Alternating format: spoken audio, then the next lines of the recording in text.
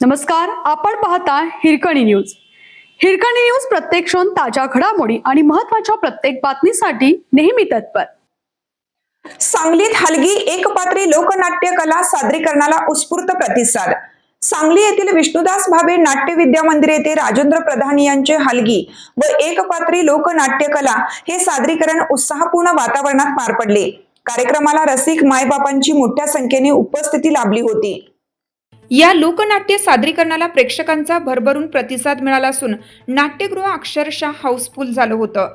कार्यक्रमादरम्यान प्रेक्षकांनी टाळ्यांच्या कडकडाटात कलाकारांचे कौतुक केले. सांगलीतील रसिक प्रेक्षकांचा लोककलेबद्दल असलेला जिव्हाळा आणि प्रेम या कार्यक्रमातून पुन्हा एकदा अधोरेखित झाला. आपल्या हिरकणी न्यूज चॅनलला लाईक करा, शेअर करा आणि सबस्क्राईब करायला विसरू नका आणि रहा अपडेट.